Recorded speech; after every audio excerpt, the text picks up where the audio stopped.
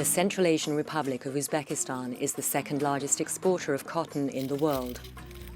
1/3 of the population are forced to work for the government's billion-dollar cotton industry. Water and chemicals used to grow Uzbekistan's white gold are causing an environmental catastrophe.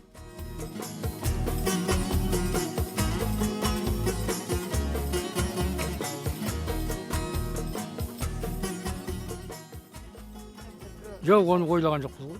Біз ол уақытта жаспыз, оны ойлаған жоқпыз. Теңіз сол 78-73 жылдан бастап қайтты, балық өлді теңіздің. Cotton production has all but eradicated the Aral Sea. The Aral fishing fleet used to land over 40,000 tons of fish annually. Now it lies stranded on the former seabed, contaminated with salt and pesticide residues. Windstorms spread this toxic dust, causing alarmingly high rates of tuberculosis and cancer. Nearly every day, dust storms, dust storm, every day. And the consequence of it is spreading of lung disease. Ең басты симптомы жөтел, құрғақ жөтел, өкпенің бронхының стенкілеріне өткел шаң тоздан жаңа химикаттың бәрі тұрып қалып жатыр.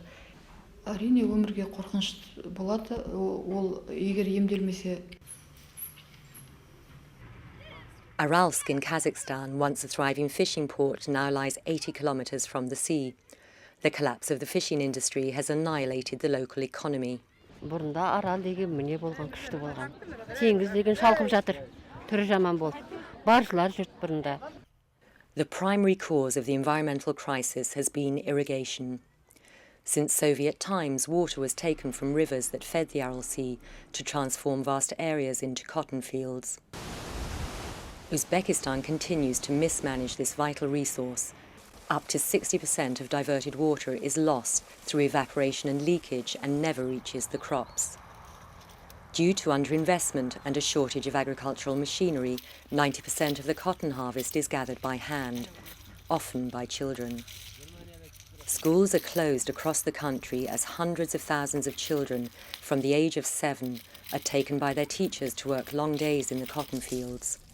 Many students, they said that we are like slaves and we are tired, we want to go home, we are hungry, we are cold, but they cannot go because if they will refuse to go to take part of this cotton campaign, they can be fired from the university or college, and they're afraid, of course, of it.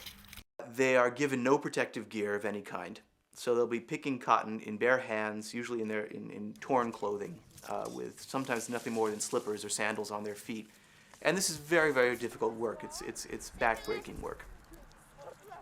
There's no drinking water given to them in many instances, and they resort to drinking right out of irrigation canals, which carries with all kinds of risks for waterborne infections and diseases. Children are not the only victims of Uzbekistan's system of compulsory labour. Teachers, doctors and factory workers are forced to leave their jobs and go to work in cotton fields with no additional compensation. Some risk crossing the border to Kazakhstan and Kyrgyzstan, as they can't feed their families with the salaries they get at home. Life for Uzbek cotton farmers is grim. They are forced to grow cotton and sell it to state-owned companies for a fraction of the market price. The state controls everything needed to cultivate the crop, so often expenses outweigh income, and despite their hard labour, farmers end up in spiralling debt. Europe buys 1/3 of Uzbek cotton, contributing $350 million annually to one of Central Asia's most brutal regimes.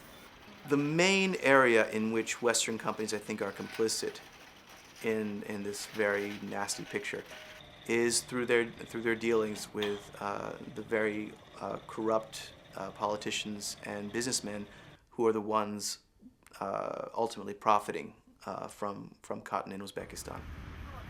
Western companies and consumers must refuse to buy cotton produced through human rights abuses and environmental destruction. This whole thing is a disaster in every way, on a scale that would cause total outrage if it happened anywhere else in the world.